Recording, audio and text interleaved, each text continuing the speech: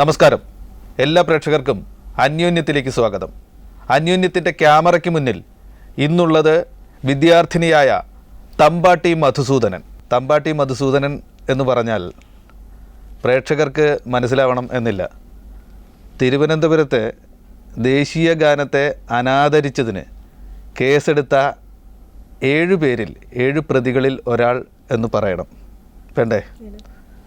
തമ്പാട്ടിയെക്കുറിച്ച് മാധ്യമങ്ങളിൽ, പത്രങ്ങളിൽ വന്നിരിക്കുന്ന വാർത്ത പോലീസിലെത്തി കീഴടങ്ങി ചോദ്യം ചെയ്യലിന് ശേഷം ജാമ്യം നേടി പുറത്തു വന്നിരിക്കുന്നു എന്നാണ്. അങ്ങനെയാണോ? അല്ല. പിന്നെന്താണ്? ഞങ്ങൾ കോടതിയിൽ നിന്നും, ഞാനും എൻ്റെ 3 സുഹൃത്തുക്കളും കോടതിയിൽ നിന്നും മുൻകൂർ ജാമ്യം നേടിയതിനു ശേഷം അന്വേഷണ ഉദ്യോഗസ്ഥൻ്റെ മുന്നിൽ ഹാജരാവുകയാണ് ഉണ്ടായത്. അദ്ദേഹം ചോദ്യം ചെയ്യലിന് ശേഷം, അന്വേഷണ ഉദ്യോഗസ്ഥൻ ഒരു ദിവസത്തെ ചോദ്യം ചെയ്യലിന് ശേഷം ഞങ്ങളെ വിട്ടയച്ചു. അത് കോടതിയുടെ നിർദ്ദേശം അനുസരിച്ചുള്ള ഒരു ചോദ്യം മുൻകൂർ ജാമ്യം നടപ്പാക്കലായിരുന്നു. പിന്നെ എന്തുകൊണ്ടാണ് മാധ്യമങ്ങളിൽ, പത്രങ്ങളിൽ നിങ്ങൾ പ്രതികൾ എന്ന നിലയ്ക്ക് നിങ്ങൾ കീഴടങ്ങി എന്ന ഒരു വാർത്ത വന്നത്? പോലീസ് അങ്ങനെ ഒരു വിവരം കൊടുത്തതാണോ തെറ്റായി? ഈ കേസിൻ്റെ തുടക്കം മുതൽ തന്നെ പല മാധ്യമങ്ങളിൽ വരുന്ന വാർത്തകൾ ശരിക്കും ഒരു പോലീസ് നോട്ടീസ് ബോർഡ് പോലെയാണ് മാധ്യമങ്ങൾ പ്രവർത്തിച്ചതെന്നൊരു ഉത്തമമായ ഉദാഹരണമാണ്. കേസിൻ്റെ ആദ്യം മുതൽക്ക് ഇങ്ങോട്ട്, ആദ്യം ഇത് കേസിൻ്റെ തുടക്കത്തിൽ സൽമാൻ എന്ന് പറയുന്ന ഞങ്ങളുടെ സുഹൃത്തിനെ അറസ്റ്റ് ചെയ്തുകൊണ്ടാണ് കേസ് മാധ്യമങ്ങളിൽ ശ്രദ്ധ നേടുന്നത്. അതിനുശേഷം വന്ന പല വാർത്തകളിലും ബാക്കി സൽമാൻ സുഹൃത്തുക്കളെയും കൂട്ടി സിനിമ കാണാൻ പോയി, ദേശീയഗാനത്തെ മനഃപൂർവ്വം അവഹേളിച്ചു, രാജ്യദ്രോഹം നടത്തി എന്നിങ്ങനെ രീതിയിലുള്ള വാർത്തകളാണ് ഉണ്ടായത്. അപ്പോൾ ഈ സംഭവത്തെക്കുറിച്ച് പത്രങ്ങളിൽ വന്ന വാർത്തകൾ മുഴുവൻ പോലീസിന്റെ ഭാഷ്യങ്ങളായിരുന്നു എന്നാണോ തമ്പാട്ടി പറയുന്നത്? പോലീസിന്റെ ഭാഷ്യങ്ങളും ഉണ്ടായിരുന്നു. അതോടൊപ്പം തന്നെ പല പത്രങ്ങളും പല എല്ലാ മീഡിയകളും തന്നെ സംഭവവുമായി യാതൊരു ബന്ധമില്ലാത്ത വാർത്തകളും കൊടുക്കുകയുണ്ടായി. എൻ്റെ ഒരു ബന്ധു ഒരു ഉന്നത പോലീസ് ഉദ്യോഗസ്ഥനായതുകൊണ്ടാണ് എനിക്കെതിരെ യാതൊരു പോലീസ് നടപടി ഉണ്ടാവാത്തത് എന്നൊരു പത്രം റിപ്പോർട്ട് ചെയ്തു. എനിക്കങ്ങനെ ഒരു പോലീസ് ഉന്നത ഉദ്യോഗസ്ഥനോ പോലീസായൊരു ബന്ധുവോ ഇല്ല എന്നുള്ളതാണ് യാഥാർത്ഥ്യം. കഴിഞ്ഞ ആഗസ്റ്റ് 18-ാം തീയതി തിരുവനന്തപുരത്തെ നിള തിയേറ്ററിൽ നിങ്ങൾ സുഹൃത്തുക്കൾ സിനിമ കാണാൻ കയറുന്നു. ദേശീയഗാനം അവിടെ പ്രദർശിപ്പിക്കുന്ന സമയത്ത് നിങ്ങൾ എഴുന്നേറ്റ് നിൽക്കാതിരിക്കുകയും കൂവുകയും ചെയ്തു. ഇങ്ങനെയാണ് സംഭവത്തെക്കുറിച്ച് വന്ന വാർത്ത. ഇതിൽ പിശകുണ്ടോ? പിശകുണ്ട്. എന്താണ്? സിനിമ കാണാൻ സൽമാനും പിന്നീട് ഞങ്ങൾ 5 സുഹൃത്തുക്കളും കയറുകയാണ്. ഞാൻ സ്റ്റീവ് ലോപ്പസ് എന്നുള്ളൊരു സിനിമ കാണാനാണ് ഞങ്ങൾ കയറിയത്. അതിനുശേഷം സിനിമ തുടങ്ങുന്നു. തിയേറ്ററിൽ പരസ്യങ്ങൾക്ക് ശേഷം kindly stand up for the national anthem എന്ന് എഴുതി കാണിക്കുന്നു. തിയേറ്ററിൽ എല്ലാവരും എണീറ്റ് നിന്നിരുന്നില്ല, കുറച്ചുപേർ എണീറ്റ് നിൽക്കുകയാണ്. എണീറ്റ് നിൽക്കാതിരുന്ന ഞങ്ങൾ സുഹൃത്തുക്കളുടെ നേരെ നിങ്ങൾ പാകിസ്ഥാനിൽ പോയിരിക്കൂ, നിങ്ങൾ എന്തിനാണ് ഇവിടെ ജീവിക്കുന്നത് എന്നുള്ള രീതിയിൽ വളരെ പ്രകോപനപരമായിട്ടുള്ള രീതിയിൽ ആളുകൾ ഇടപെടുന്നുണ്ടായിരുന്നു. എനിക്ക് ഫാസിസ്റ്റ് കാലഘട്ടത്തിൽ ജർമ്മനിയിൽ വളരെ പെട്ടെന്ന് കുറച്ച് ആളുകൾ പൊതുസമൂഹത്തിലോട്ട് ഇടിച്ചു കയറുകയും ഡ്രമ്മും മറ്റും വെച്ചിട്ട് അവർ നാഷണൽ ആന്തം പ്ലേ ചെയ്യുകയും എണീറ്റ് നിൽക്കാത്തവരെ, ഏതെങ്കിലും രീതിയിൽ വിയോജിപ്പുണ്ട് എന്നുള്ള ശരീരഭാഷ കാണിക്കുന്നവരെയെല്ലാം അപ്പോൾ തന്നെ ശിക്ഷയ്ക്ക് വിധേയരാക്കുകയും ചെയ്തിരുന്നു. അതുപോലുള്ളൊരു അവസ്ഥയാണ് എനിക്കപ്പോൾ തോന്നിയത്. ഇത്തരത്തിലുള്ള ദേശീയഗാന ആലാപന പരിപാടി അവിടെ നടക്കുമ്പോൾ അത് ഇത്തരത്തിലുള്ള ഒരു തെറ്റായ ദേശീയതയുടെ പ്രകടനമായിട്ട് കരുതി ഉണ്ടായ ഒരു പ്രതികരണമാണോ എഴുന്നേൽക്കാതിരിക്കുക എന്നത്? എഴുന്നേൽക്കാതിരിക്കുക എന്നത് ബോധപൂർവമായ ഒരു പ്രക്രിയയോ അല്ലെങ്കിൽ അബോധപൂർവമായ പ്രക്രിയയോ എന്താണെന്ന് പറയാൻ കഴിയില്ല. കാരണം ആ ഒരു ദേശീയഗാനം കേൾപ്പിക്കുന്നതിനോട് താതാത്മ്യം പ്രാപിക്കാൻ ഞങ്ങൾക്ക് കഴിഞ്ഞില്ല. ഇത്തരത്തിൽ ഇരിക്കണം എന്ന് നിങ്ങൾ നേരത്തെ ആസൂത്രണം ചെയ്തിട്ടില്ലായിരുന്നു. പക്ഷേ ദേശീയതയുടെ ചിഹ്നങ്ങളെ, പലപ്പോഴും പൊതുസമൂഹത്തിലോട്ടുള്ള കടന്നുവരവിനെ കുറിച്ച്, ഇവയോട് എപ്പോഴും ഒരുതരം മെരുങ്ങിയ രീതിയിൽ അവയോടെപ്പോഴും അനുഭാവപൂർണ്ണത്തോടു കൂടി മാത്രം പെരുമാറേണ്ടതിനെ കുറിച്ച്, ഇതെല്ലാം മാറുന്ന ഒരു കാലഘട്ടത്തെക്കുറിച്ച് ഞാൻ ബോധ്യവതിയായിരുന്നു. അപ്പോൾ അതുകൊണ്ട് തന്നെ ദേശീയത എന്ന് പറയുന്നൊരു ഹിംസയാണെന്നും ആ ഹിംസ ഇന്ന് എല്ലാവരും അംഗീകരിക്കുന്നതായി മാറുകയും ചെയ്യുന്ന ഒരു കാലഘട്ടത്തിലാണ് ജീവിക്കുന്നത് എന്നുള്ളൊരു തിരിച്ചറിവ് എനിക്കുണ്ടായിരുന്നു. അതുകൊണ്ട് തന്നെ ഇന്നല്ലെങ്കിൽ നാളെ ഒരുപാട് പേർക്ക് ഈ ഒരു സംഭവത്തെ ഒന്നിൻ്റെയും ഒന്നിൻ്റെയും ഒരുപാട് സംഭവങ്ങൾ തുടർച്ചയായിട്ട് മറ്റു പലതിൻ്റെയും തുടക്കമായിട്ട് ഞാൻ കാണുന്നുണ്ട്. അതുകൊണ്ട് തന്നെ അബോധപൂർവമായി എന്ന് പറയാൻ കഴിയുകയില്ല. ഇത്തരം സംഭവങ്ങളെക്കുറിച്ച് ഏതൊരു മനുഷ്യനെയും എന്ന പോലെ ഞാനും ബോധവതിയായിരുന്നു. ശരി തമ്പാട്ടി, ബോധപൂർവം തന്നെ നിങ്ങൾ അവിടെ ഇരുന്നു. അപ്പോൾ നിങ്ങൾ എന്താണ് കാണിക്കുന്നത്? നിങ്ങൾക്ക് പാകിസ്ഥാനിൽ പോയിക്കൂടെ എന്ന് ആരൊക്കെയോ വിളിച്ചു ചോദിച്ചു. അപ്പോൾ നിങ്ങൾ എന്താണ് ചെയ്തത്? ദേശീയഗാനം അവസാനിക്കുന്ന സമയത്ത് ചിലർ സൽമാന്റെ പേര് പറഞ്ഞതിനു ശേഷം, സൽമാനെ തിരിച്ചറിഞ്ഞ ആളുകൾ സൽമാന്റെ പേര് പറഞ്ഞതിനു ശേഷം സൽമാന്റെ ഒരു മുസ്ലിം ഐഡന്റിറ്റിയെ ചോദ്യം ചെയ്തുകൊണ്ട് പലതും പറഞ്ഞപ്പോഴാണ് അവർക്ക് നേരെയാണ് കൂവിയത്. സൽമാന്റെ മുസ്ലിം ഐഡന്റിറ്റിയെ അവർ തിരിച്ചറിയുകയും അത് പറഞ്ഞുകൊണ്ട് തന്നെ പരാമർശങ്ങൾ ഉണ്ടാവുകയും ചെയ്തു. അപ്പോൾ നിങ്ങൾ എന്ത് ചെയ്തു? അപ്പോഴാണ് ചോദ്യം ചെയ്തത്. അപ്പോഴാണ് സൽമാൻ അതിന് നേരെ കൂകിയത്. അതിന് നേരെയാണ് കൂകിയത്. ദേശീയ ഗാനം ആലപിച്ചുകൊണ്ടിരിക്കുമ്പോൾ, ദേശീയ പതാകയോടുകൂടി അത് സിനിമ സ്ക്രീനിൽ കണ്ടുകൊണ്ടിരിക്കുമ്പോൾ നിങ്ങളുടെ വശത്ത് നിന്ന് കൂവലുണ്ടായില്ല. ദേശീയ ഗാനമെന്നല്ല, ഞാനതിനൊരു ദേശീയ വീഡിയോ എന്നാണ് പറയാൻ ആഗ്രഹിക്കുന്നത്. അതിന്റെ സമയത്ത് കൂവലുണ്ടായിട്ടില്ല. ഈ സൽമാന്റെ മുസ്ലിം ഐഡന്റിറ്റിയെ ചോദ്യം ചെയ്തുകൊണ്ടുള്ള പരാമർശം ഉണ്ടായപ്പോൾ തിരിച്ച് കൂവിയത് സൽമാൻ മാത്രമായിരുന്നു? നിങ്ങളെല്ലാവരും അതിൽ പങ്കെടുത്തോ? സൽമാനാണ് കൂവിയത്. പക്ഷേ നിങ്ങൾക്ക് എതിരെ കേസ് എടുത്തപ്പോൾ വന്ന വാർത്ത, നിങ്ങളെല്ലാവരും ദേശീയ ഗാനത്തെ അനാദരിക്കുകയും അത് പ്രദർശിപ്പിക്കുന്ന സമയത്ത് അവിടെ ഇരിക്കുകയും അത് പാടിക്കൊണ്ടിരിക്കുമ്പോൾ കൂവുകയും ചെയ്തു എന്ന തരത്തിലുള്ള വാർത്തകളാണ് വന്നത്. അങ്ങനെ തന്നെയാണോ നിങ്ങൾക്ക് കിട്ടിയ കുറ്റപത്രത്തിലും അത് തന്നെയാണ്. നമ്മളെക്കുറിച്ച് പൊതുസമൂഹത്തിൽ പറയുന്നതും അത് തന്നെയാണ്. അതൊരു പോലീസ് ഭാഷ്യമാണ്. സൽമാൻ കൂകി എന്ന് പറഞ്ഞു.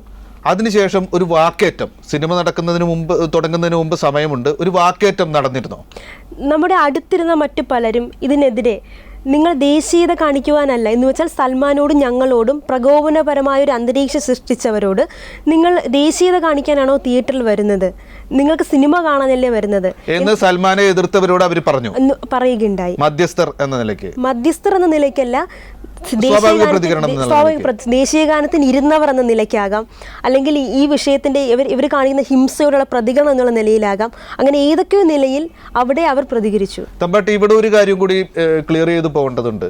ദേശീയ ഗാനം അവിടെ പാടിക്കൊണ്ടിരിക്കുമ്പോൾ, അല്ലെങ്കിൽ തമ്പാട്ടിയുടെ ഭാഷയിൽ പറഞ്ഞാൽ വീഡിയോ പ്രദർശിപ്പിച്ചുകൊണ്ടിരിക്കുമ്പോൾ വേറെ പലരും, നിങ്ങൾ മാത്രമല്ല പലരും അവിടെ, ചിലരെ അലസത കൊണ്ടാവാം, ചിലര് വേണ്ട എന്ന് വിചാരിച്ചിട്ടാവാം, നിങ്ങളെപ്പോലെ ചിലരെങ്കിലും അതിനോട് ഒരു രാഷ്ട്രീയ നിഷ്ഠമായ നിലപാടെടുത്തിട്ടായിരിക്കാം എഴുന്നേൽക്കാതെ അവിടെ ഇരിക്കുന്നുണ്ടായിരുന്നു. അവരോടൊന്നും പ്രതികരണം ഉണ്ടായിട്ടില്ല.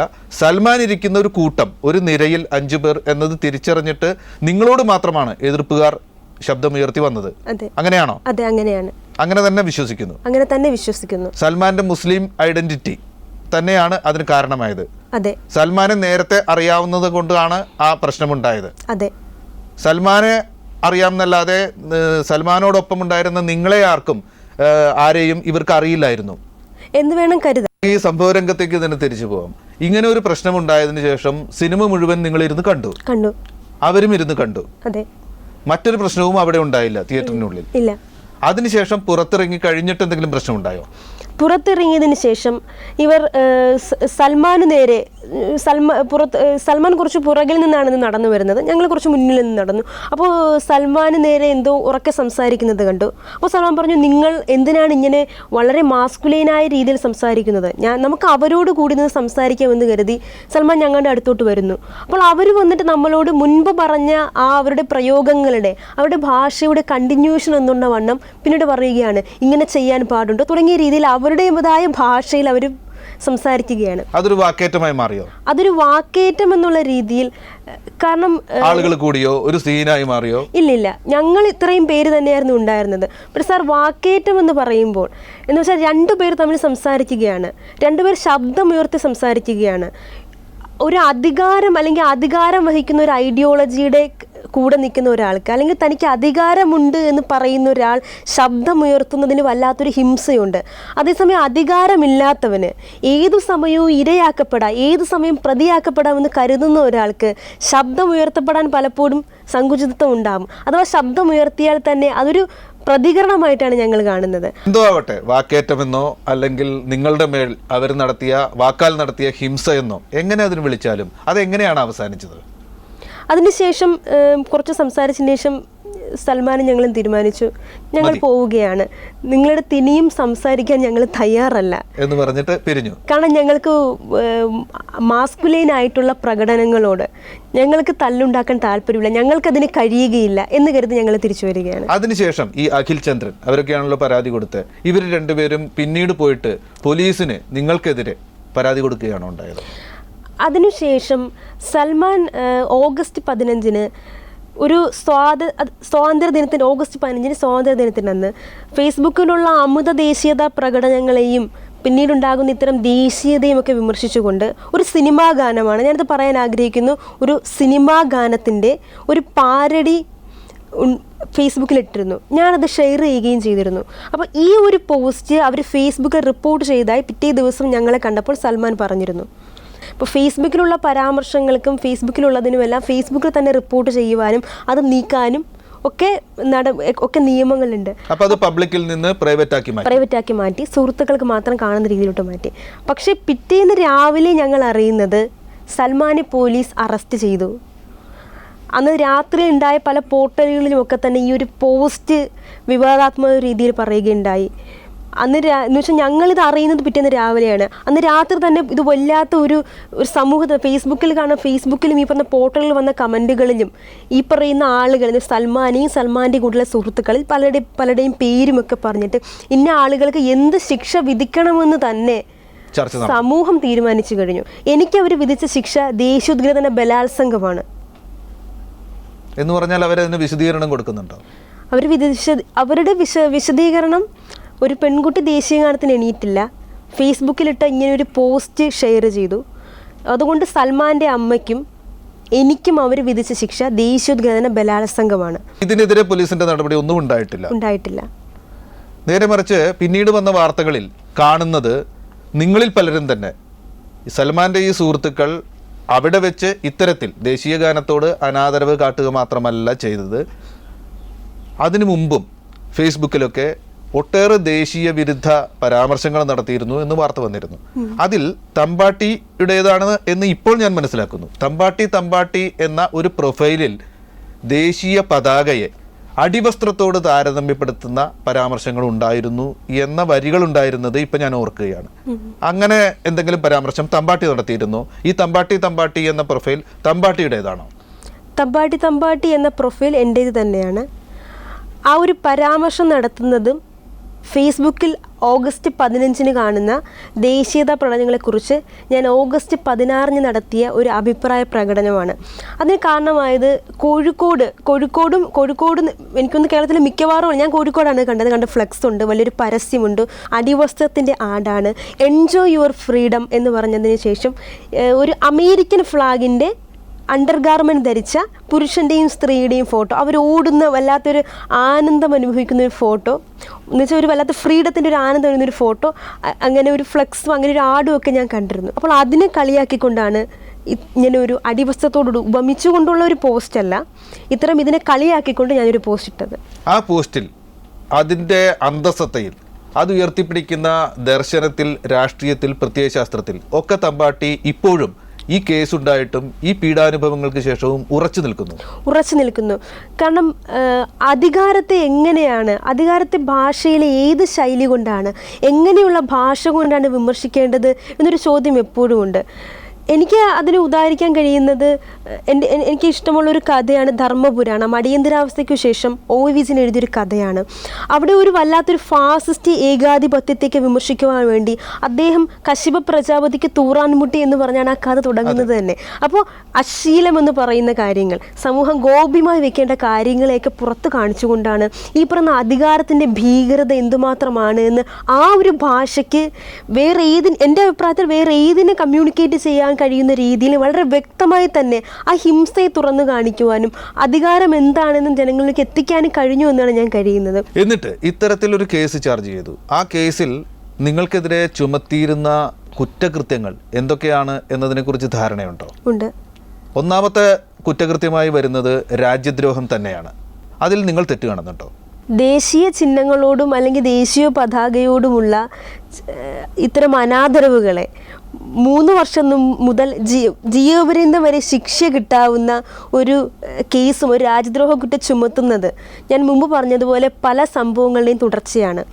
കേരളത്തിലെ ഒരു മാഗസിനിലെ ഒരു ചിത്രത്തിൻ്റെ പേരിൽ 2 പേർക്ക് പോലീസ് കേസ് നേരിടേണ്ടി വന്നതും ഫേസ്ബുക്കിലെ പരാമർശങ്ങൾക്ക് മുൻപ് വിദ്യാർത്ഥികളടക്കമുള്ളവർ അറസ്റ്റിലാകേണ്ടി വന്നതും പിന്നീട് ഞങ്ങൾ ഈ വിഷയത്തിലായിരിക്കുന്ന സമയത്ത് തന്നെ അധ്യാപക ദിനത്തിൽ ഇന്ത്യയിലെ ഏറ്റവും വലിയ അധ്യാപകനായ ഏറ്റവും വലിയ നല്ല ശാസനയുടെ ഏറ്റവും വലിയ ശിക്ഷകനും ശാസകനുമൊക്കെയായ പ്രധാനമന്ത്രിയുടെ പ്രസംഗത്തിനെതിരെ പ്രധാനമന്ത്രിക്ക് ഒരു സന്ദേശം അയച്ച കുട്ടികൾക്കെതിരെ കേസ് ചാർജ് ചെയ്തതുമൊക്കെ ഉണ്ട്. 2-3 പേർ കൂടിയിരുന്ന് സംസാരിച്ചാൽ അവിടെ വലിയ രാജ്യദ്രോഹ കുറ്റവും UAP ചുമത്തപ്പെടുന്ന ഒരു രാജ്യത്ത് ഇത് തീർച്ചയായും പലതിനും തുടർച്ചയാണ്. ഒപ്പം തന്നെ ദേശീയ ഗാനത്തോട് അനാദരവ് കാട്ടി അതുപോലെ തന്നെ ദേശീയ ഗാന ആലാപനത്തെ തടസ്സപ്പെടുത്തും വിധം ഒരു പൊതുരംഗത്ത് പെരുമാറി എന്ന കുറ്റാരോപണവും തമ്പാട്ടി നിഷേധിക്കുകയാണ്. ആദരിക്കേണ്ട ഒന്നാണ് ഇതെല്ലാം ക്വസ്റ്റ്യൻ ചെയ്യേണ്ടാത്തതാണ്. ഇതെല്ലാം എല്ലാവരും അംഗീകരിക്കേണ്ടതാണ്. ഇതാണ് യഥാർത്ഥ സത്യം. ഇതിനപ്പുറം നിൽക്കുന്നവർക്ക് ഇവിടെ കഴിയില്ല എന്ന് പറയുന്ന ശാസനയെ തന്നെയാണ് ഞാൻ ചോദ്യം ചെയ്യുന്നത്. അതുപോലെ തന്നെ അടുത്ത 4ാമത്തെ കുറ്റകൃത്യമായിട്ട് വരുന്നത് IT നിയമപ്രകാരം വരുന്നത് ആശാസ്യമല്ലാത്ത കാര്യങ്ങൾ ജനസമൂഹത്തിനിടയിൽ പ്രചരിപ്പിക്കാൻ ഇടനിന്നു, ഏതെങ്കിലും തരത്തിൽ ഇടനിന്നു, അത് ജനറേറ്റ് ചെയ്തോ അത് ഷെയർ ചെയ്തോ ഒക്കെ ഇടനിന്നു. IT നിയമത്തിൽ ഈ വകുപ്പ് ഒട്ടേറെ കാര്യങ്ങൾക്ക് ഇപ്പോൾ ഉപയോഗിക്കുന്നുണ്ട്, അത് പരക്കെ വിമർശിക്കപ്പെടുന്നുണ്ട്. ഈ നിയമപ്രകാരം ഉള്ള കുറ്റാരോപണവും തള്ളിക്കളയുന്നു. IT ആക്ടിനെ കുറിച്ച് തന്നെ ഇവിടെ റിട്ടണായി അല്ലെങ്കിൽ വാലിഡായി അല്ലെങ്കിൽ കോൺക്രീറ്റ് എന്ന് പറയാവുന്ന രീതിയിൽ ഒരു IT ആക്ട് നിലവിലുണ്ടോ? അല്ലെങ്കിൽ ഫേസ്ബുക്കിൽ അല്ലെങ്കിൽ സോഷ്യൽ മീഡിയയിൽ നടത്തുന്ന അഭിപ്രായ പ്രകടനങ്ങൾക്ക് സോഷ്യൽ മീഡിയ എന്ന് പറയുന്നത് വലിയൊരു പോലീസ് സ്റ്റേറ്റ് നെറ്റ്വർക്ക് തന്നെയാണ്. അപ്പോൾ അതിനകത്ത് തന്നെ ഇതിനെയെല്ലാം നീക്കം ചെയ്യുവാനും അതിനകത്ത് തന്നെ ഇത്തരം കാര്യങ്ങളെ ഇപ്പോൾ പൊതുജനങ്ങളുടെ അല്ലെങ്കിൽ ഇതൊരു കുറച്ച് ആളുകൾ മോശമാണെന്ന് കരുതുന്നുണ്ടെങ്കിൽ മാറ്റാനുമുള്ള ഓപ്ഷൻസ് ഉണ്ട് എന്ന് കരുതവേ അപ്പോൾ അതൊക്കെ വളരെ വളരെ വലിയ തെറ്റാണെന്ന് പറയുമ്പോൾ പിന്നെ മനുഷ്യൻ എവിടെയാണ്? അതായത് പൊതുസമൂഹത്തിൽ നിങ്ങളൊരു അഭിപ്രായം പറയാൻ കഴിയുകയില്ല, സോഷ്യൽ മീഡിയയിൽ നിങ്ങളൊരു അഭിപ്രായം പറയാൻ കഴിയില്ല, നിങ്ങളൊന്നും ചിന്തിക്കുവാൻ പോലും കഴിയുകയില്ല എന്ന് പറയുമ്പോൾ ഇവിടെ ഉണ്ടാകുന്ന അഭിപ്രായ സ്വാതന്ത്ര്യമല്ല, ചിന്തിക്കാനുള്ള സ്വാതന്ത്ര്യത്തിന് വേണ്ടി തന്നെയാണ്, ചിന്തിക്കാനുള്ള സ്വാതന്ത്ര്യം തന്നെയാണ് ഇപ്പോൾ ക്വസ്റ്റ്യൻ ആയിട്ടുള്ളത്. അതെങ്ങനെയാണ് നേടേണ്ടത്? ആ സ്വാതന്ത്ര്യം ഉണ്ടോ എന്നുള്ളതാണ് ഇപ്പോഴത്തെ ഏറ്റവും വലിയ ചോദ്യമെന്നാണ് തോന്നുന്നത്. ഏത് കേസിലും ഇപ്പോൾ അകപ്പെടുന്ന ആളുകൾക്ക് ആ കേസ് ഒരു പീഡനമായി മാറാറുണ്ട്. നിങ്ങളുടെ കാര്യത്തിലും പൊതുവെ അത് സംഭവിച്ചിട്ടുണ്ടാവാം. അതിലപ്പുറം വേറെ ഏതെങ്കിലും പ്രത്യേക തരത്തിൽ നിങ്ങൾക്ക് ഈ കേസ് പീഡനമായി മാറിയോ?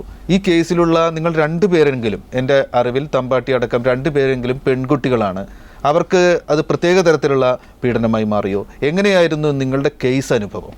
എൻ്റെ കൂടെയുള്ള പെൺകുട്ടി അഗ്രികൾച്ചർ ഡിപ്പാർട്ട്മെന്റിലെ ലാസ്റ്റ് ഗ്രേഡ് ജീവനക്കാരിയാണ്. അവർക്ക് താൽക്കാലിക ജോലിക്കാരിയാണോ? അല്ല, സ്ഥിരം നിയമനമാണ്.